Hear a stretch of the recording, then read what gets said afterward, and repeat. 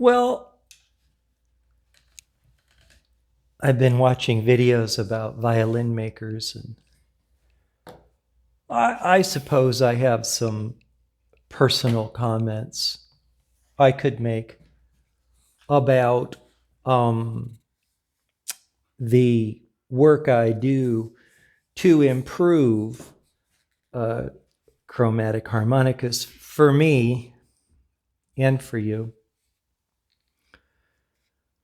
Well, my principal inventions so far have been a method of air tightening the harp by stone sanding the comb flat and then lapping using compounds the mouthpiece into the comb so that the space for the slide is smaller and it makes it more airtight, which means the harp is very sensitive to breath. And then the frictionless mouthpiece slider, which provides a relaxed embouchure, and then the ergo button. But I have other inventions in mind as well for the future. But I would say if you knew me when I was 5 years old, friends would bring their things to me to fix.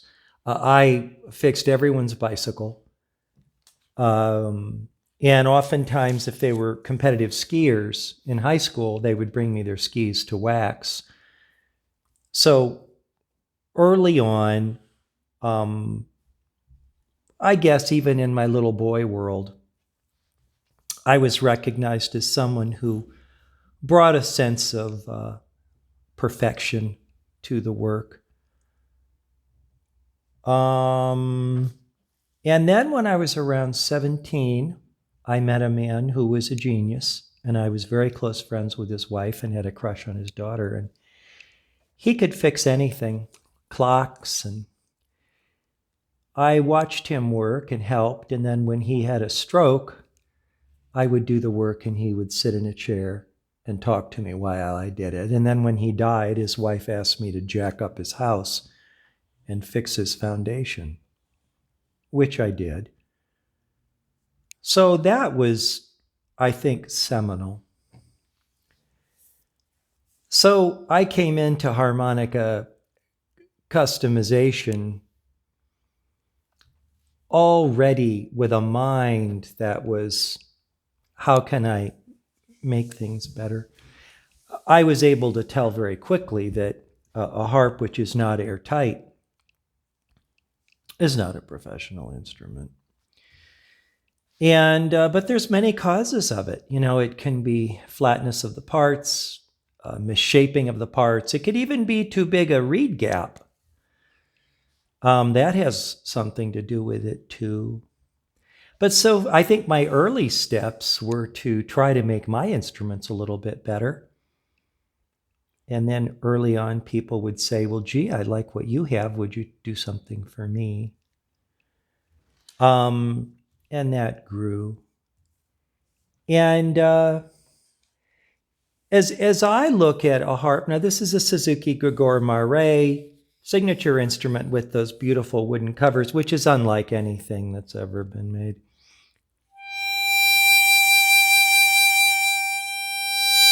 Such a beautiful tone. Very rich, very dark. I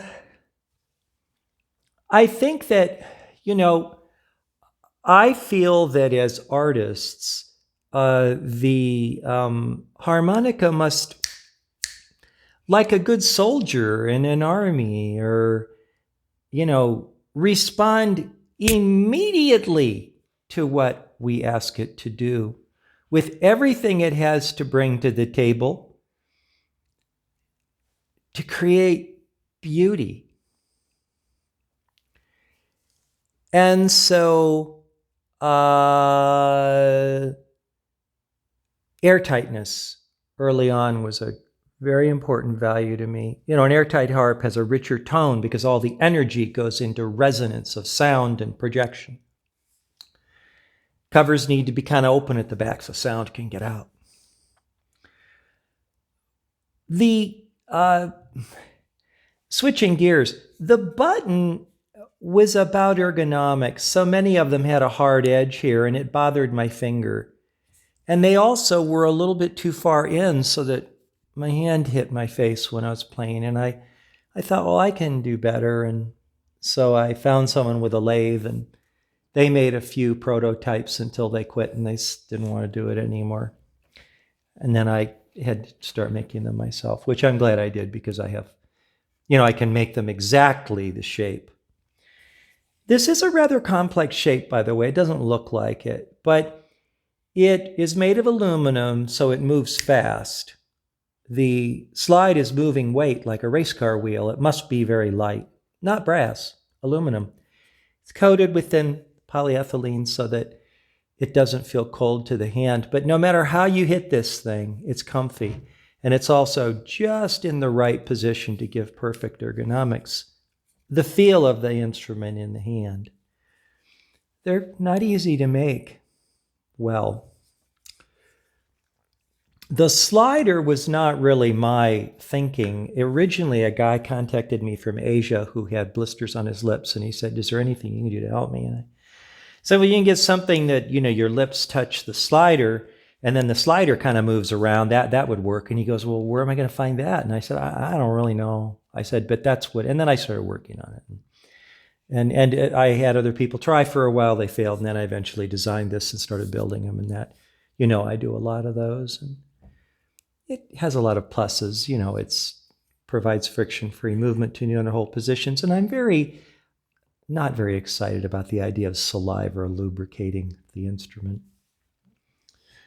I just don't like it. I think that there's something more professional and better, and I think this is.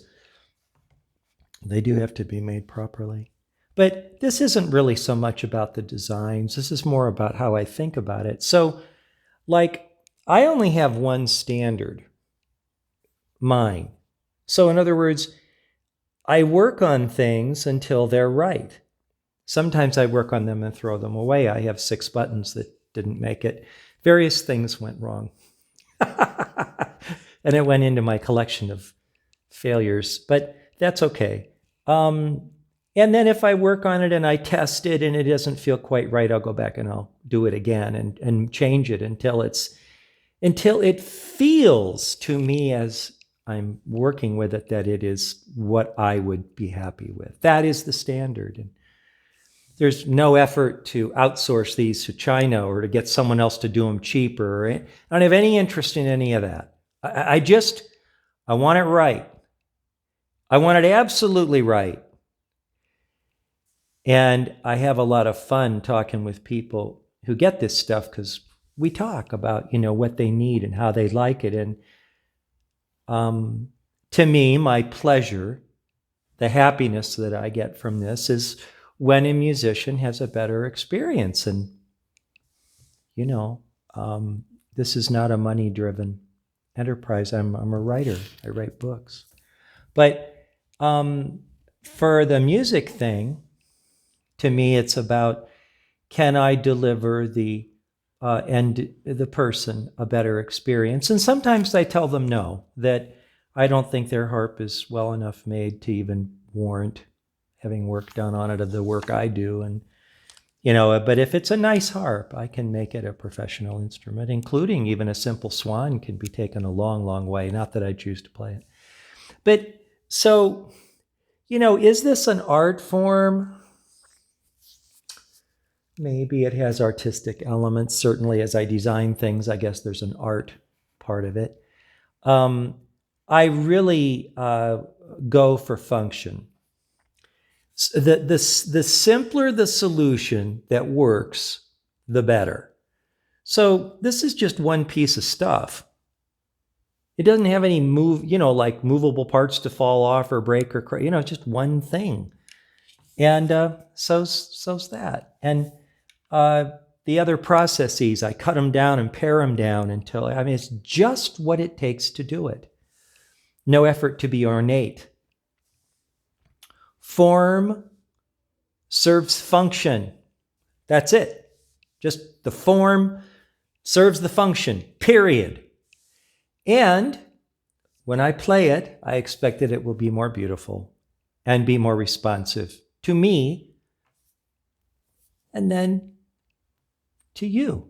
That's basically how I think about this whole thing.